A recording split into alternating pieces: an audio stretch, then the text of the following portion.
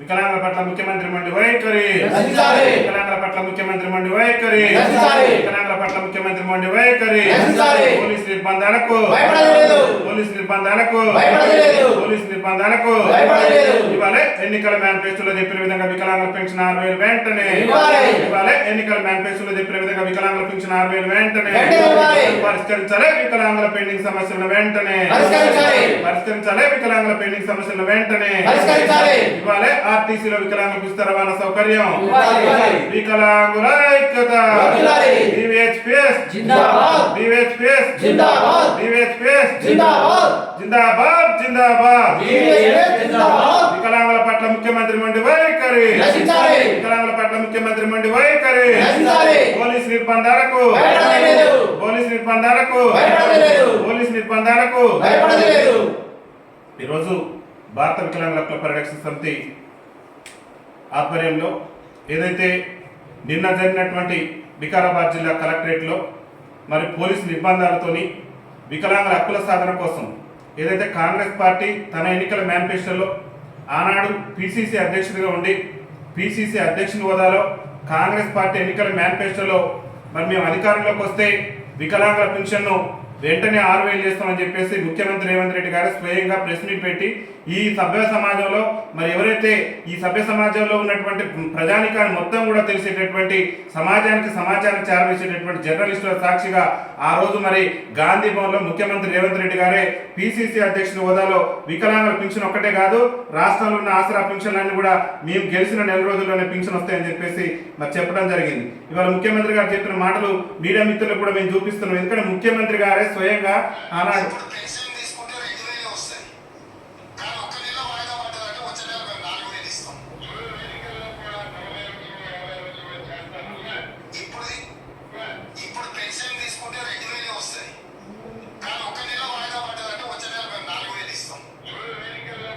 రేవంత్ రెడ్డి గారు పిసిసి అధ్యక్షుడు ఉన్నప్పుడు మరి ఏం మాట్లాడిందో ఒకసారి చూడాలి, మీడియా మిత్రులు గమనించాలి, సభ్య సమాజం కూడా.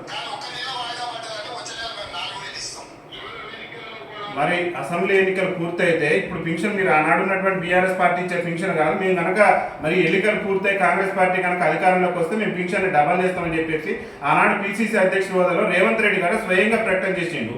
ఇవాళ అధికారంలోకి వచ్చిన తర్వాత మా వికలాంగుల సమాజానికి మరి మీరు ఎన్నికల మేనిఫెస్టోలో చెప్పిన విధంగా పింఛన్ పెంచాలని చెప్పేసి మేము డిమాండ్ చేస్తూ మరి శాంతియుత మార్గంలోనూ మరి మేము వినతి పత్రం ఇచ్చేటటువంటి సందర్భంలో మరి భారీ ఎత్తున పోలీస్ బలగాలను దించి మా యొక్క ఉద్యమాలను అణచివేటటువంటి కుట్రను ముఖ్యమంత్రి గారు చేయడం పట్ల భారత వికలాంగుల హక్కుల పరిరక్షణ సమితి రాష్ట్ర కమిటీ పక్షాన్ని మేము పూర్తి స్థాయిలో తప్పుపడుతూ ముఖ్యమంత్రి గారికి ఇప్పటికైనా ఎన్నికల సమయంలో మీరు ఇచ్చినటువంటి హామీని తక్షణమే నిలబెట్టుకునేందుకు ప్రయత్నం చేయాలని చెప్పేసి కూడా మేము విజ్ఞప్తి చేస్తున్నాం.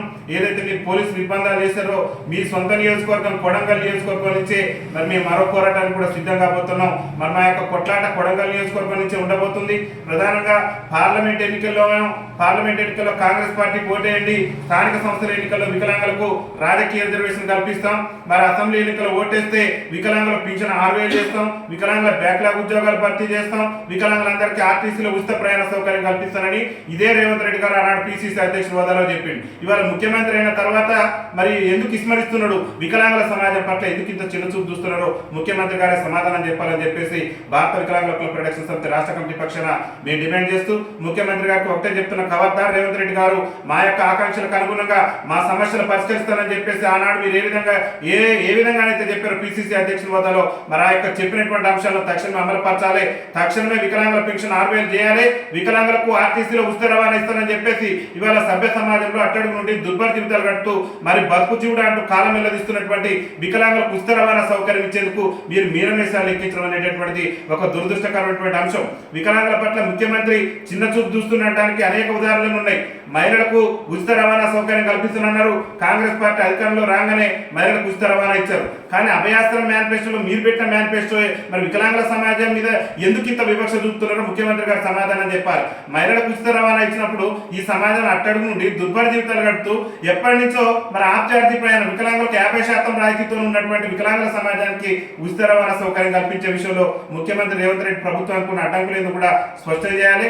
తక్షణమే ఎన్నికల మేనిఫెస్టోలో చెప్పిన విధంగా మీరే చెప్పిన ఎన్నికల మేనిఫెస్టోలో మేము అధికారంలోకి వస్తే అన్ని జిల్లాల్లో ఖాళీలను గుర్తించి ఎవరైతే ఇలా బతుకు జీవుడు అంటూ కాలం వెళ్ళదీస్తూ మరి పాఠశాల మెట్లెక్కలేటువంటి మా వికలాంగుల సోదరులు పీజీలు పిహెచ్డీలు పూర్తి చేశారు. మేము అధికారంలోకి వస్తే వికలాంగుల బ్యాక్లాగ్ ఉద్యోగాలన్నీ కూడా భర్తీ చేస్తున్నారు. మరి నేటి వరకు దాన్ని ఊసే ముఖ్యమంత్రి గారు ఎత్తకపోవడం అనేక మంది మా వికలాంగుల సోదరులు చదువుకొని ఉద్యోగ ఉపాధి అవకాశాలు లేక ఇబ్బందులు పడుతున్నారు. కాబట్టి ముఖ్యమంత్రి గారికి ఒకటే చెప్తున్నాం, తక్షణమే వికలాంగుల బ్యాక్లాగ్ ఉద్యోగాల భర్తీ కూడా చొరవ చూపాలని చెప్పేసి కూడా భారత వికలాంగుల హక్కుల పరిరక్షణ సమితి రాష్ట్ర కమిటీ పక్షాన్ని మేము విజ్ఞప్తి చేస్తున్నాం.